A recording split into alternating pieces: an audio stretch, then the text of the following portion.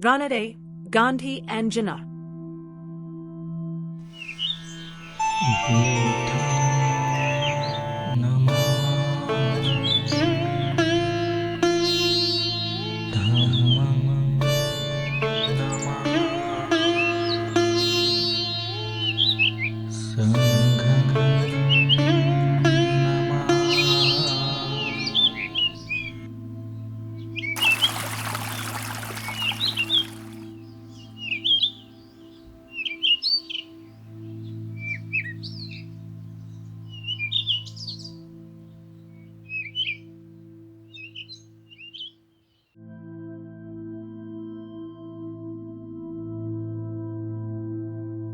Five. His path as a reformer was not smooth. It was blocked from many sides. The sentiments of the people whom he wanted to reform were deeply rooted in the ancient past. They held the belief that their ancestors were the wisest and the noblest of men, and the social system which they had devised was of the most ideal character. What appeared to Ranade to be the shames and wrongs of the Hindu society were to them the most sacred injunctions of their religion. This was the attitude of the common man. The intelligentsia was divided into two schools, a school which was orthodox in its belief but unpolitical in its outlook, and a school which was modern in its beliefs but primarily political in its aims and objects. The former was led by Mr. Tiprunkar and the latter by Mr. Tilak. Both combined against Ranade and created as many difficulties for him as they could. They not only did the greatest harm to the cause of social reform, but as experience shows, they have done the greatest harm to the cause of political reform in India. The unpolitical or the orthodox school believed in the Hegelian view. It is a puzzle to me, namely to realize the ideal and idealize the real. In this it was egregiously wrong. The Hindu religious and social system is such that you cannot go forward to give its ideal form a reality because the ideal is bad. Nor can you attempt to elevate the real to the status of the ideal because the real, i.e., the existing state of affairs, is worse than worse could be. This is no exaggeration. Take the Hindu religious system or take the Hindu social system and examine it from the point of social utility and social justice. It is said that religion is good when it is fresh from the mint. But Hindu religion has been a bad coin to start with. The Hindu ideal of society as prescribed by Hindu religion has acted as a most demoralizing and degrading influence on Hindu society. It is Nietzschean in its form and essence. Long before Nietzsche was born, Manu had proclaimed the gospel which Nietzsche sought to preach. It is a religion which is not intended to establish liberty, equality, and fraternity. It is a gospel which proclaims the worship of the Superman, the Brahman, by the rest of the Hindu society. It propounds that the Superman and his class alone are born to live and to rule. Others are born to serve them, and to nothing more. They have no life of their own to live, and no right to develop their own personality. This has been the gospel of the Hindu religion. Hindu philosophy, whether it is Vedanta, Sankhya, Nyaya, Ashashika, has moved in its own circle without in any way affecting the Hindu religion. It has never had the courage to challenge this gospel. That Hindu philosophy that everything is Brahma remained only a matter of intellect. It never became a social philosophy. The Hindu philosophers had both their philosophy and their Manu held apart in two hands, the right not knowing what the left had. The Hindu is never troubled by their inconsistency. As to their social system, can things be worse? The caste system is in itself a degenerate form of the Chaturanya, which is the ideal of the Hindu. How can anybody who is not a congenital idiot accept Chaturvarna as the ideal form of society? Individually and socially it is a folly and a crime. One class and one class alone to be entitled to education and learning. One class and one class alone to be entitled to arms. One class and one class alone to trade. One class and one class alone to serve. For the individual the consequences are obvious. Where can you find a learned man who has no means of livelihood, who will not degrade his education? Where can you find a soldier with no education and culture who will use his arms to conserve and not to destroy? Where can you find a merchant with nothing but the acquisitive instinct to follow who will not descend to the level of the brute? Where can you find the servant who is not to acquire education, who is not to own arms and who is not to possess other means of livelihood to be a man as his Maker intended him to be? If baneful to the individual, it makes society vulnerable. It is not enough for a social structure to be good for a fair weather. It must be able to weather the storm. Can the Hindu caste system stand the gale and the wind of an aggression? It is obvious that it cannot.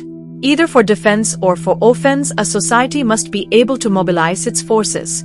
With functions and duties exclusively distributed and immutably assigned, what way is there for mobilization? 90% of the Hindus, Brahmins, Vaishyas and Shudras could not bear arms under the Hindu social system.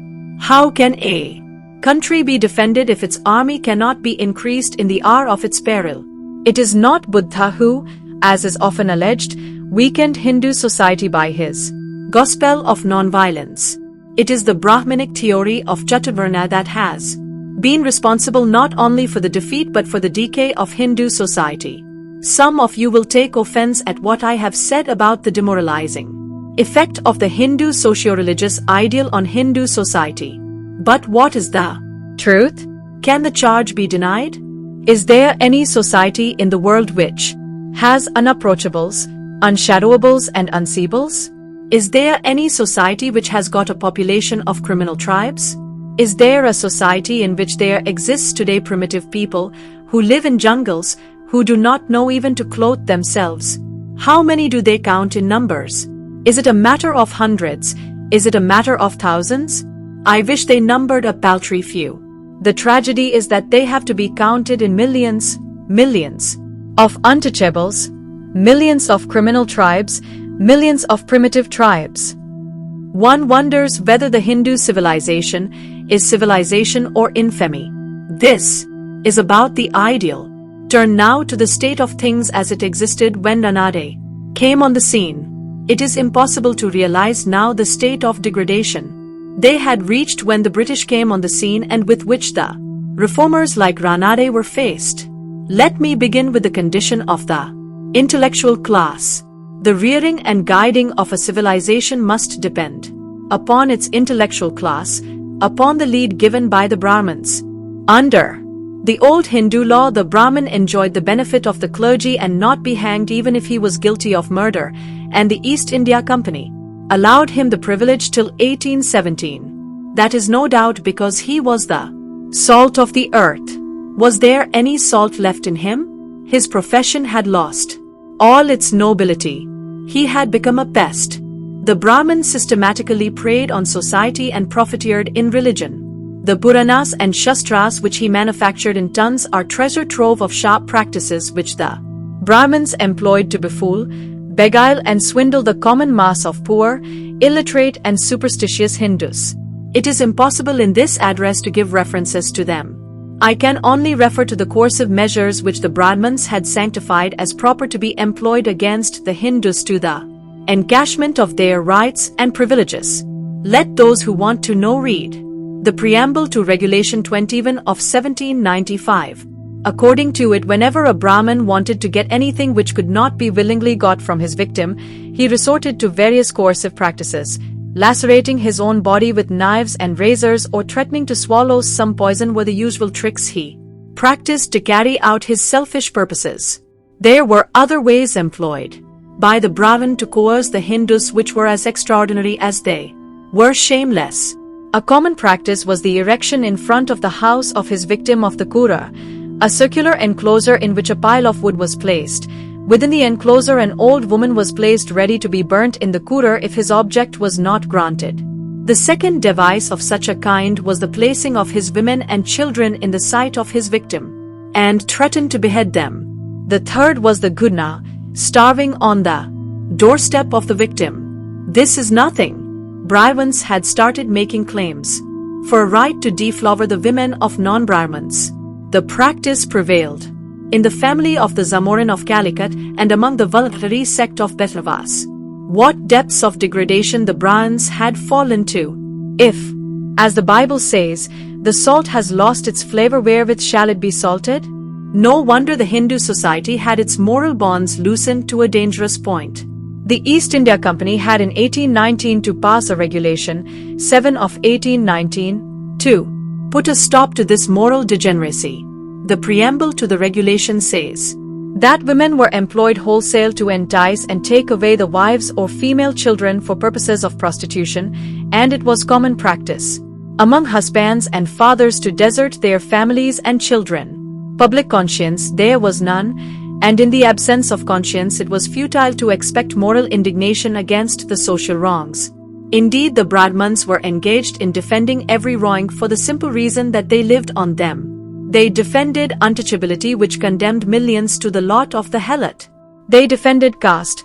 They defended female child marriage, and they defended enforced widowhood, the two great props of the caste system. They defended the burning of widows, and they defended the social system of graded inequality with its rule of hypergamy, which led the Rajput to kill in their thousands the daughters that were born to them. What shames, what wrongs! Can such a society show its face before civilized nations? Can such a society hope to survive? Such were the questions which Ranade asked. He concluded that on only one condition it could be saved, namely, rigorous social reform.